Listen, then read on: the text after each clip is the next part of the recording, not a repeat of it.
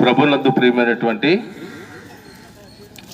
బ్రాహ్మణగూడెం గ్రామ కాపురస్తులందరికీ కూడా ప్రభువైన యేసుక్రీస్తు వారి నామమున ఈ సాయంకాలమున శుభవందనములు తెలియచేస్తున్నాం.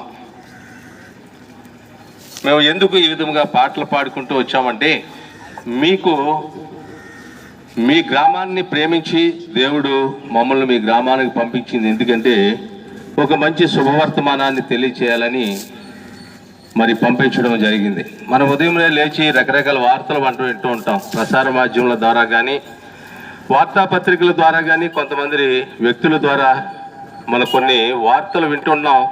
అవి మంచిదే, మనకి జీవితానికి మరి కొంతవరకు ఉపయోగమే.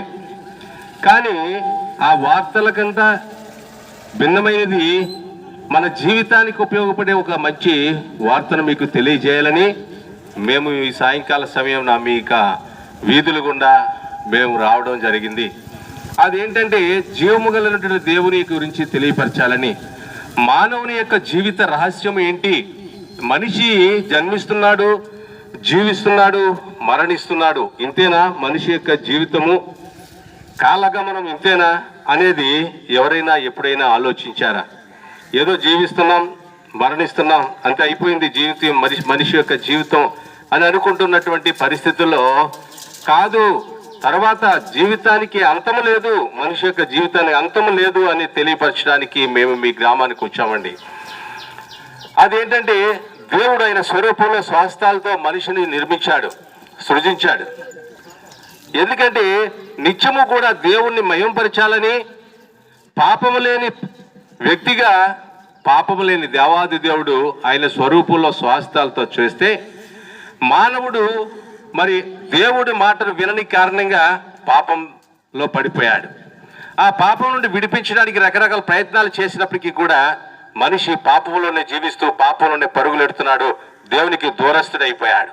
అందుకని పరిశుద్ధుడైన దేవుడు, పరమాత్ముడైన దేవుడు ఆ పరలోకంలో నుండి భూలోకంలోనికి మనుషుడిగా పుట్టి, ఆయన 30 సంవత్సరములు తల్లిదండ్రులకు విధేయుడిగా జీవించి 3.5 సంవత్సరాలు ప్రపంచ మానవులందరూ కూడా ఏ విధంగా జీవించాలో మనకు మాదిరి చూపించి, ఆయన 33.5 సంవత్సరాల వయసులో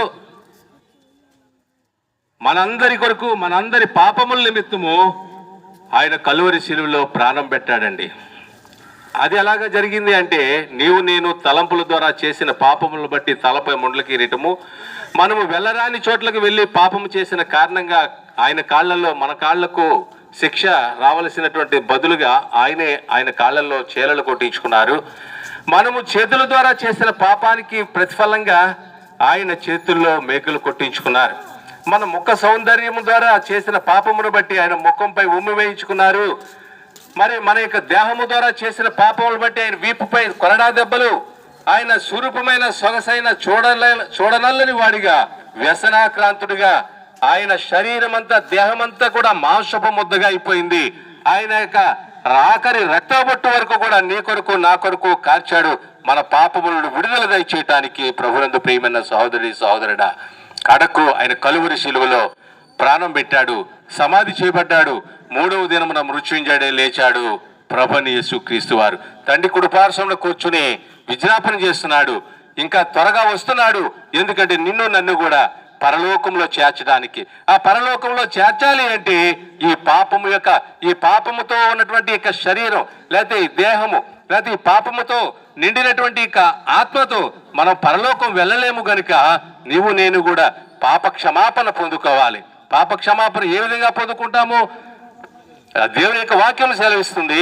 ఏ భేదము లేదు, అందరూ పాపము చేసి దేవుడు అనుగ్రహించి మహిమను పొందలేకపోతున్నాం. ప్రియమైన సహోదరి సహోదరుడా, నేనే పాపం చేశానని చెప్పి మనం అడగవచ్చు, కానీ మనము చేయకపోవచ్చు. కానీ జన్మ పాపం, కర్మ పాపం మనిషిని పట్టి పీడిస్తుంది.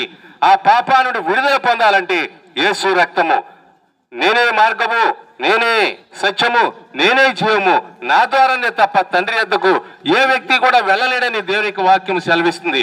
ఎవరైతే యేసుక్రీస్తు ప్రభువాన్ని సొంత రక్షణ అంగీకరిస్తాడో, ప్రభువా నేను పాపిని, నా పాపాలు క్షమించు ప్రభువా, నీకు నిత్య జీవాన్ని నాకు అనుగ్రహించు ప్రభువా, నీతో నిత్యము కూడా జీవించే కృపను నాకు అనుగ్రహించు ప్రభువా అని ఎవరైతే హృదయంతో ఆ యొక్క మాటలు పలుకుతారో వారి పాపాలు క్షమించే దేవుడు ఉన్నాడు.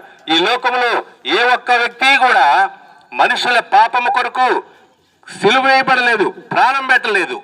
ఒకే ఒక వ్యక్తి ప్రపంచ దేశాలన్నింటిలో కూడా, ప్రపంచంలో ఈ భూమి మీద ఒకే ఒక వ్యక్తి నా పాపముల కొరకు ఆయన కలువరి శిలువలో ప్రాణం పెట్టాడండి.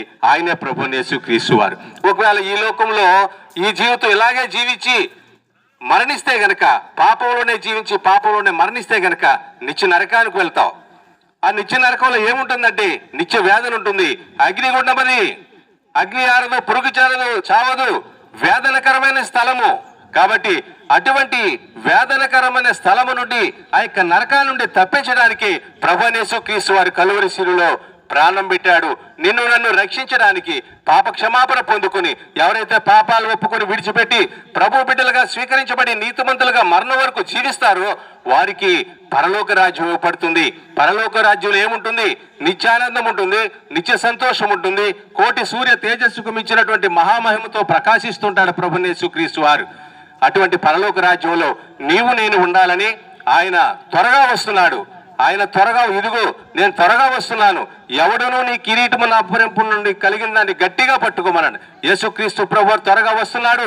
ఆయన ఎప్పుడు వస్తాడో మనకు తెలియదు. ఆయన రాకడలో ఎవరైతే నీతిమంతులుగా తీర్చబడి పరిశుద్ధులుగా చేయబడి పాప క్షమాపణ పొందుకొని ఆయన బిడ్డలుగా స్వీకరిస్తారో వారు కనురెప్పపాటులో ఈ మట్టి శరీరము మహిమ శరీరముగా మార్పు చెంది ఆయనతో వెళ్లి పరలోక రాజ్యంలో నివాసము చేస్తాం. అటువంటి పరలోక రాజ్య వారసత్వం కావాలంటే ఇదే మిక్కిలి అనుకూల సమయము, నేడే రక్షణ దినము. కాబట్టి మీరు ఇప్పుడే ప్రభువా నేను పాపిని, నా పాపాలు క్షమించు ప్రభువా, పరలోక రాజ్య వారసత్వం నాకు కూడా దయచేయని ఎవరైతే మరి మనసారా హృదయమారా అడుగుతారో వారిని ఆయన బిడ్డలుగా స్వీకరించబడతారు. అటువంటి కృప మీ అందరికీ కూడా దేవుడు దయచేయను గాక. మీ కొరకు చిన్న ప్రార్థన చేసి మేము ముందుకు వెళ్తాము. మరి మా ప్రియ సహోదరులు మీ మధ్య కరపత్రులు తీసుకొస్తారా? అవి చాలా అమూల్యమైన సత్యాలు ఉన్నాయి, దేవునికి వాక్యాలు అందులో మరి వ్రాయబడి ఉంటున్నాయి. తీసుకోనండి, చదవండి, చదివించుకోనండి, దేవునికి ఆశీర్వాదము పొందుకోండి.